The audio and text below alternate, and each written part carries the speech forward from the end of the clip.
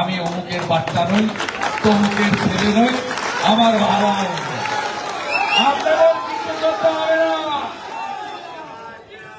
এই লাইলা মজনুকে তৃণমূলী সাইজ করে দেবে।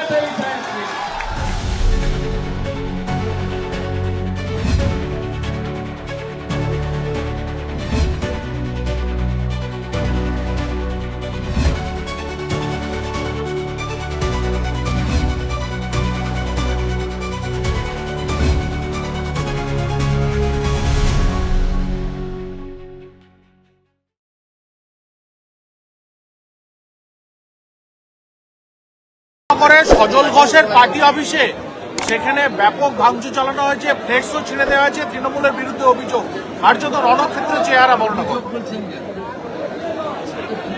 সবাই দেখতে পাচ্ছি কারা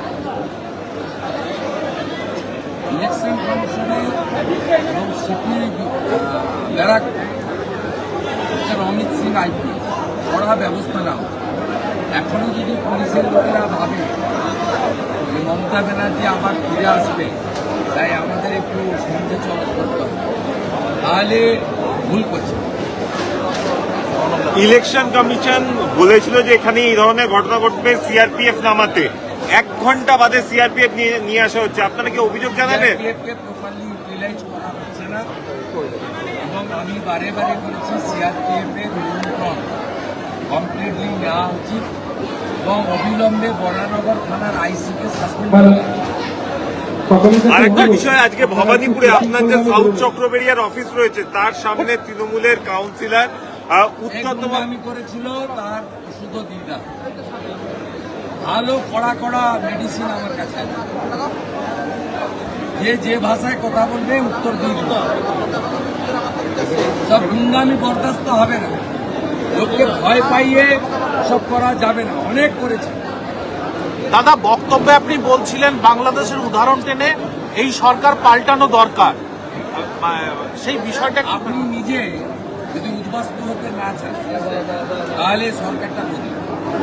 এই সরকার থাকলে হিন্দুরা সংখ্যালঘু হবে এবং আমাদের উদ্বাস্তু হতে। এটা ব্যক্তিগত চাপ আর নির্বাচন নয়, এটা বাঙালিদের হিন্দুদের হোমল্যান্ড বাঁচানোর নির্বাচন। নির্বাচনের মধ্যে কেউ যদি হামলার হুমকি বা বাধা সৃষ্টি করে সরাসরি ডিএম বা এসপি কে জানাতে হবে।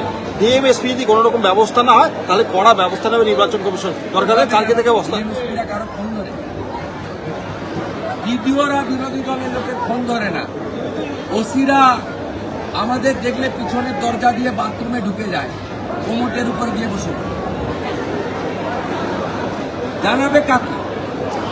নির্বাচন কমিশন অন্য রাজ্যের সঙ্গে কি বাংলাকে তুলনা করছে? এই রাজ্যে প্রশাসনকে কত নির্দিষ্ট জায়গায় নিয়ে গেছে, ভাবার বাইরে, কল্পনার বাইরে। তমলুকের এসডিপিও তমলুকের ভারতীয় জনতা পার্টির কিছু অভিমানী নেতাকে ডেকে বলছে নির্দল দাঁড়িয়ে। মহিষাদলের ওসি পীযূষ মন্ডল, তিনি বিশ্বনাথ ব্যানার্জির আমাদের নেতা টিকিট পাই, তাকে বলছে আপনি টিএমসিতে যোগ।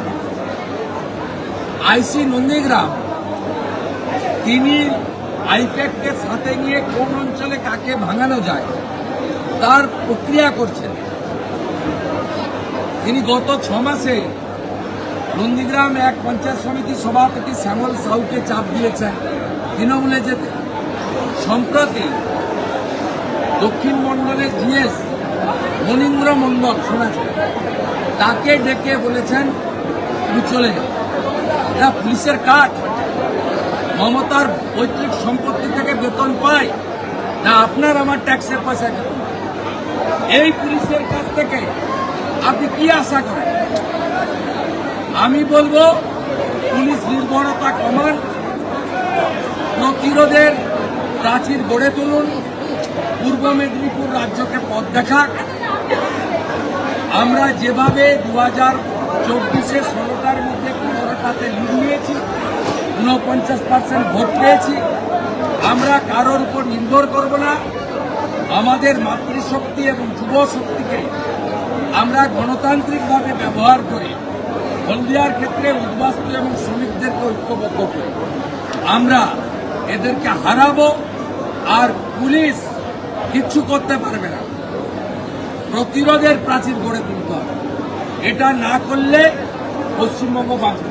দাদা, লোকসভা ভোটের আগে আপনি ডাক দিয়েছিলেন বুথ পাহারা দেওয়ার, এই বিধানসভা নির্বাচনের আগে কি সেরকম ভাবে বলবেন? দেরি আছে।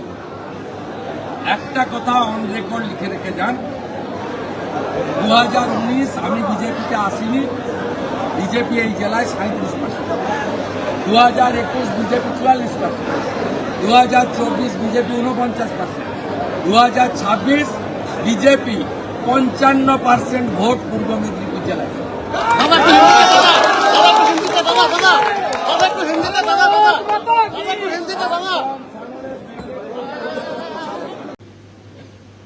কখনো বলছে সবুজ চাইবে, মনে আছে যখন বালাকোটে হয়েছিল, নবান্ন গেটে দাঁড়িয়ে বলেছিল প্রমাণ চাইবে। অপারেশন সিঁদুরকে কটাক্ষ করেছে। এ কোন মুখ্যমন্ত্রী? বেকারত্বের কি অবস্থা? 2,15,00,000 বেকার, নো চাকরি। ভারতবর্ষ হচ্ছে আত্মনির্ভর আর পশ্চিমবঙ্গ হচ্ছে নির্ভরশীল। হাজার দেড় হাজারের পশ্চিমবঙ্গ। 2015 সাল থেকে এসএসসি নেই, 2017 পরে পিএসসি নেই, 51টা কর্মবিনিয়োগ কেন্দ্র তালা চাবি, 1 কোটি পরিযায়ী শ্রমিক, 8 লক্ষ কোটি টাকা ঋণের বোঝা, নারী সুরক্ষা তলানিতে। যে যত ধর্ষণ করতে পারবে, যে যত মহিলাদেরকে আক্রমণ করতে পারবে, তৃণমূলে তার পথ তাড়াতাড়ি জুটবে। আরজিকরের অভয়াকে পানিহাটির ইলেকট্রিক চুল্লিতে 3 নম্বরে ছিল, 1 নম্বরে তাড়াতাড়ি পুড়িয়ে দেওয়ার জন্য সোমনাথকে পানিহাটির চেয়ারম্যান করেছে পুরস্কার। কেষ্ট মন্ডল আইসি বোলপুরের ফোন করে বলছে তোর মাকে তোর বউকে ধর্ষণ করব, 1 বার না 5 বার। তার সিকিউরিটি বেড়েছে, তিনি এসআরডি এর চেয়ারম্যান হয়েছেন, জেলার কনভেনার হয়েছে। যে যত নারী শক্তিকে আক্রমণ করবে, ততই মুখ্যমন্ত্রীর কাছে নাম্বার বাড়বে। কালিয়াগঞ্জে ক্লাস 12 এর ছাত্রী রেপ হয়ে মার্ডার হয়। মুখ্যমন্ত্রী বলেন ওর সঙ্গে লাভ অ্যাফেয়ার্স ছিল। হাসকালিতে শিডিউল কাস্ট পরিবারের ক্লাস 9 এর ছাত্রী রেপ হয়ে খুন হন। মুখ্যমন্ত্রী বলেন মেয়েটা অন্তঃসত্ত্বা ছিল। কখনো বলেন পুরো রেপে 20,000, হাফ রেপে 10,000 তো দেওয়া যেতেই পারে। এই মুখ্যমন্ত্রী বলেন শরীর থাকলে যেমন জ্বর, জাড়ি, সর্দি, কাশি হয়, একটু আধটু রেপ হতেই পারে। এই মুখ্যমন্ত্রী 14ই আগস্ট 2024 বিয়ালাতে বলেছিলেন অভয়ার বাবা মা চাইলে তো আমি 10 লাখ দিতেই পারি। ওরা ঘৃণার সঙ্গে প্রত্যাখ্যান করেছে। রাখবেন একে? একে রাখবেন না? কুম্ভতে কে কে গেছিলেন স্নান করতে? আমিও গেছি। যারা স্নান করেছি আমরা, নইলে জলও নিয়ে এসেছি, বাকিদের মাথায় ছিটিয়েছি, তাই তো? মহাকুম্ভ হয়েছে কতদিন পরে, 66 কোটি লোক স্নান করেছে গোটা পৃথিবীর হিন্দু। ইনি বিধানসভায় বলছেন ওটা মহাকুম্ভ নয়, মৃত্যু কুম্ভ। 500 বছরের সংগ্রামের পরে রাম মন্দির 2024 22শে জানুয়ারি। ভারতবর্ষের কোন মুখ্যমন্ত্রী, মানে অবিজেপি মুখ্যমন্ত্রীও সাহস দেখান না। এই মুখ্যমন্ত্রী পার্ক সার্কাসে মিছিল করছেন, রাম মন্দির মানছি না, মানব না। এই মুখ্যমন্ত্রী হিন্দু ধর্মকে গঙ্গা ধর্ম বলেন। তারপরে ঠেলায় না পড়লে বিড়াল গাছে ওঠে না। একটা ঢপের চপ দীঘাতে বানিয়েছে, অফিসিয়াল কাগজের নাম হচ্ছে কালচারাল সেন্টার, আর সভাতে গিয়ে বলে আমি তো জগন্নাথ মন্দির বানিয়েছি, কেন ভোট দেবেন না আপনারা? আরে যদি বুকের পাটা থাকে, পুরীর জগন্নাথ মন্দিরের গেটে লেখা আছে 4টি ভাষাতে, তেলেগুতে, তামিলে, উৎকলে, বাংলাতে, এই মহাপ্রভু জগন্নাথ দেবের মন্দিরে হিন্দু ব্যতীত অন্যদের প্রবেশ নিষেধ। লিখতে পারবেন? আছে দম? বাড়ি বাড়ি পেড়ার গজা পাঠিয়েছিলেন। মুর্শিদাবাদের মিষ্টি দোকানদার শামসুদ্দিনের কাছে যখন টিভি গেছে, শামসুদ্দিন বলেছে আমি হালাল ছাড়া কোনো মিষ্টি বানাই না। খাইয়ে দিলেন আমাদের হালাল পেড়া গজা। একে রাখবেন? রাখবেন একে? আয়ুষ্মান ভারতের কার্ড দেয়নি, 5 লক্ষ টাকার চিকিৎসা।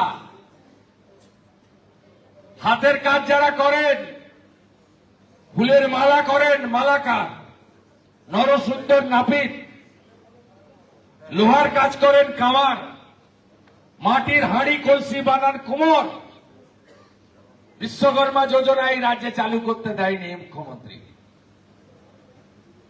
এই রাজ্যে প্রধানমন্ত্রী ফসল বীমা যোজনা চালু করতে দেয়নি। এই রাজ্যে বেটি পড়াও বেটি বাঁচাও চালু করতে দেয়নি। এই রাজ্যে প্রধানমন্ত্রীর স্কিমগুলোকে আটকে রাখেন আর স্টিকার লাগান। 11 কোটি লোকের মধ্যে 7 কোটি লোককে ভারত সরকার মিলের চাল আর সুন্দর গম পাঠান। আপনি গমের বদলে আটা দেন কেন? ভালো গমগুলো বাংলাদেশে পাচার করেন শাহজাহানকে দিয়ে, আর পোকা গমগুলো ফ্লাওয়ার মিলে পেশাই করে প্যাকেটে ঢুকিয়ে আমাদের পাঠান। কেউ রুটি খায় না, গবাদি পশুর মুখে দিলেও ফেলে দেয়। হ্যাঁ কি না বলুন? একে রাখবেন? 1,29,00,000 গ্যাস দিয়েছেন ভারত সরকার, উজালা 1, উজালা 2। আরো 15 লক্ষ দিতে চাই, ইনি চালু করতে দেননি উজালা 3। সব গ্রাহক কেন্দ্রে পড়ে আছে পিটিশন, ডিএমদের বলে দিয়েছে পাঠাবে না। একইভাবে বিশ্বকর্মা যোজনায় 8 লক্ষ পিটিশন পড়ে আছে, পাঠাবে না, মোদিজির ক্রেডিট হয়ে যাবে। 54 লক্ষ কৃষক বছরে 6,000 টাকা করে পাচ্ছেন প্রধানমন্ত্রী পিএম কিষানে।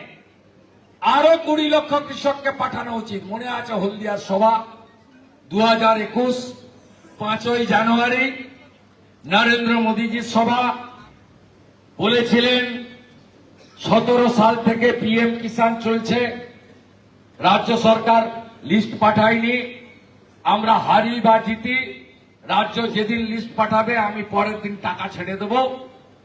73 লক্ষ উপযুক্ত প্রান্তিক কৃষক পাওয়ার কথা ছিল। হিন্দু বলে, বিজেপি করে বলে 19 লক্ষ লোকের নাম পাঠায়নি, 54 লক্ষ লোকের নাম পাঠিয়েছিল। আমরা 148 পাইনি, 77 পেয়েছিলাম। নরেন্দ্র মোদীজি তার কথা হলদিয়ায় দিয়েছিলেন, রেখেছেন। 6,000 টাকা করে অ্যাকাউন্টে পাঠাচ্ছেন কৃষকদের। বাড়ির কথা বলেন,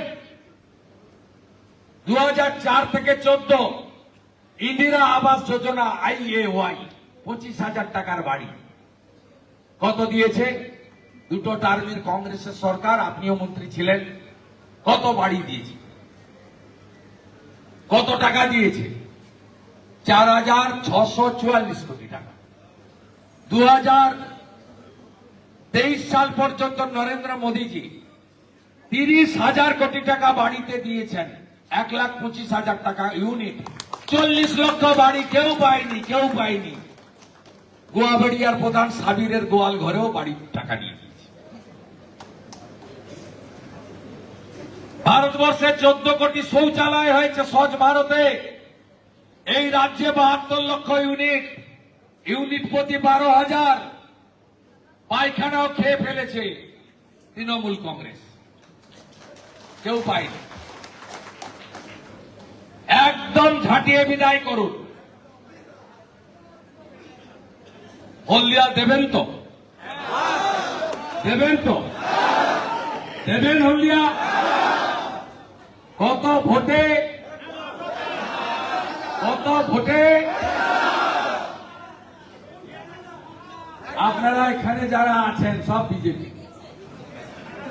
আর ওখানে যারা আছে শ্যামল ভাবছে সব ভোট আমার।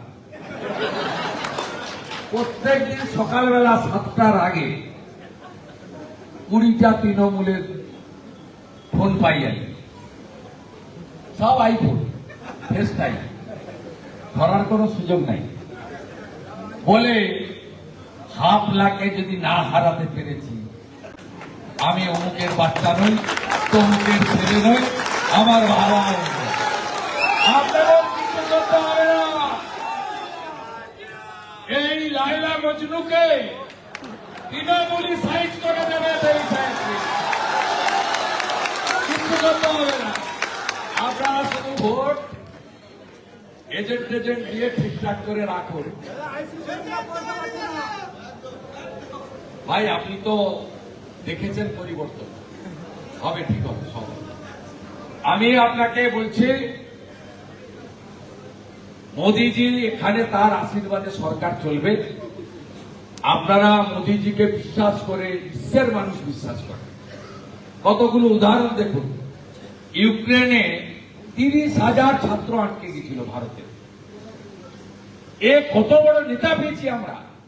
ইউক্রেনকে ফোন করে বলল 24 ঘন্টা যুদ্ধ বন্ধ, রাশিয়াকে বলল 24 ঘন্টা যুদ্ধ বন্ধ, আমার বাচ্চাদের আমি এয়ারফোর্সের ফ্লাইটে তুলে নিয়ে আসবো, একটাও গোলাগুলি চলবে না। দুজনই যুদ্ধ বন্ধ করলো। এর নাম নরেন্দ্র মোদী।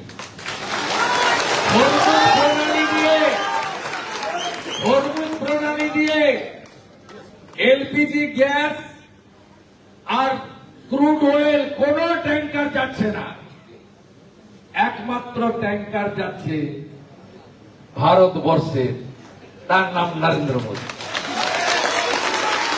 ব্রিগেডের সভায় তিনি বলে গেছেন, सबका साथ सबका विकास तो होगा, सबका हिसाब भी होगा। বাজে বাড়ি যান, আমার আরো কাজ আছে।